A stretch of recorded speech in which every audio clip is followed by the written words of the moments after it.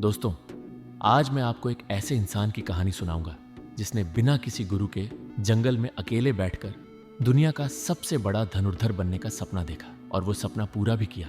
लेकिन उसकी कहानी का अंत इतना दर्दनाक है कि आज भी लोग सुनकर आंखें भर लेते हैं। ये कहानी है एकलव्य की। तो दोस्तों, बात है महाभारत काल की। हस्तिनापुर के जंगलों में एक छोटी सी भील जनजाति रहती थी। उस जनजाति के सरदार का नाम था हिरण्यधनु और उनका एक बेटा था, नाम था एकलव्य। एकलव्य बचपन से ही धनुष बाण का दीवाना था।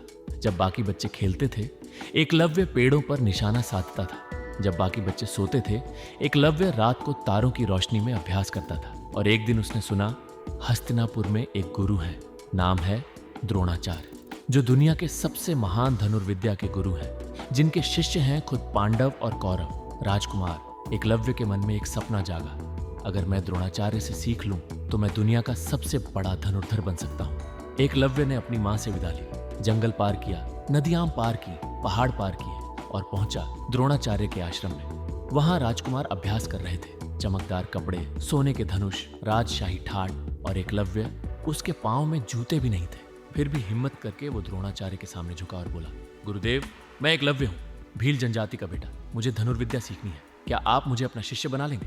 द्रोणाचार्य ने उसे देखा ऊपर से नीचे तक और कहा, नहीं, बस इतना। द्रोणाचार्य ने हस्तिनापुर के राजा धृतराष्ट्र को वचन दिया था कि वो सिर्फ राजकुमारों को ही सिखाएंगे और एकलव्य कोई राजकुमार नहीं था, वो एक जंगल का भील था। दोस्तों, यहाँ से शुरू होती है असली कहानी। एकलव्य वापस लौटा, लेकिन हार कर नहीं। वो गया जंगल में और उसने वहां की मिट्टी से बनाई द्रोणाचार्य की एक मूर्ति। उसने उस मूर्ति को अपना गुरु मान लिया। रोज सुबह उस मूर्ति को प्रणाम करता, फूल चढ़ाता और फिर शुरू हो जाता। घंटों धनुष चलाता, धूप में, बारिश में, सर्दी में। उंगलियों से खून बहता, फिर भी नहीं रुकता। पैर थक जाते, फिर भी नहीं रुकता। कोई गुरु नहीं था, कोई साथी नहीं था, बस थी एक मिट्टी की मूर्ति और एक अटूट संकल्प। और दोस्तों, एकलव्य इतना माहिर हो गया कि वो चीजें करने लगा जो आज भी असंभव लगती हैं। वो अंधेरे में निशाना साध सकता था, सिर्फ आवाज सुनकर। आंखें बंद करके तीर चलाता और निशाना नहीं चूकता था। एक साथ कई तीर चला सकता था, इतनी तेजी से कि दुश्मन गिन भी नहीं पाए। एक दिन की बात है, पांडव और कौरव जंगल में शिकार के लिए निकले थे। उनके साथ था उनका एक कुत्ता। अचानक वो कुत्ता जंगल में दौड़ गया और कुछ देर बाद वापस आया, लेकिन उसका मुंह बंद था, बिल्कुल बंद। उसके मुंह के चारों तरफ तीर लगे हुए थे। इस तरह कि मुंह खुल ही नहीं सकता था। लेकिन कुत्ते को कोई चोट नहीं आई थी, एक खरोंच तक नहीं। सब लोग देखते रह गए। ये कला तो सिर्फ एक ही इंसान कर सकता था, अर्जुन। लेकिन अर्जुन ने ये नहीं किया था, तो फिर किसने किया? ढूंढते ढूंढते सब उस जगह पहुंचे जहां से आवाज आई थी, और वहां खड़ा था एकलव्य, मिट्टी से सना हुआ, पसीने से भीगा हुआ, हाथ में धनुष और सामने द्रोणाचार्य की मूर्ति। द्रोणाचार्य ने एकलव्य से पूछा, तुमने यह विद्या कहां से सीखी? एकलव्य ने झुककर प्रणाम किया और बोला, गुरुदेव, आपसे। आप ही मेरे गुरु हैं। वो देखिए, वो मूर्ति। द्रोणाचार्य ने मूर्ति देखी, अपनी खुद की मूर्ति, मिट्टी से बनी, जंगल में रखी।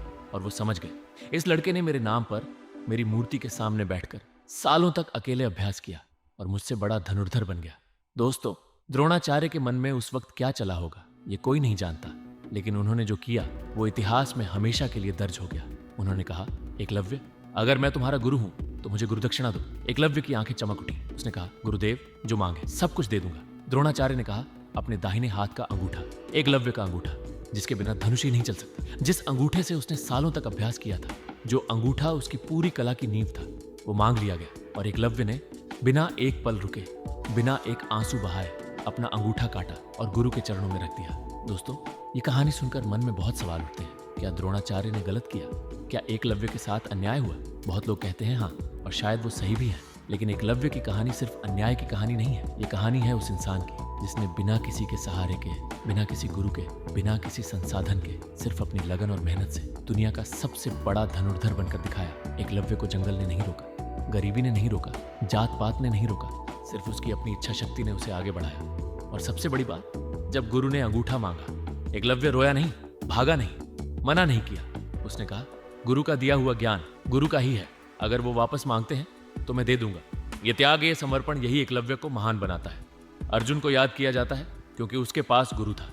एकलव्य को याद किया जाता है क्योंकि उसे गुरु की जरूरत नहीं थी। तो दोस्तों, ये थी एकलव्य की कहानी, जो हमें बताती है, अगर रास्ता बंद हो तो नया रास्ता बनाओ। अगर कोई सिखाने वाला न हो तो खुद सीखो, और जो भी करो पूरी श्रद्धा से करो। अगर ये कहानी आपको अच्छी लगी तो इसे उन लोगों के साथ जरूर शेयर करें जिन्हें आज थोड़ी हिम्मत की जरूरत है। मिलते हैं अगली कहानी में। जय महाभारत।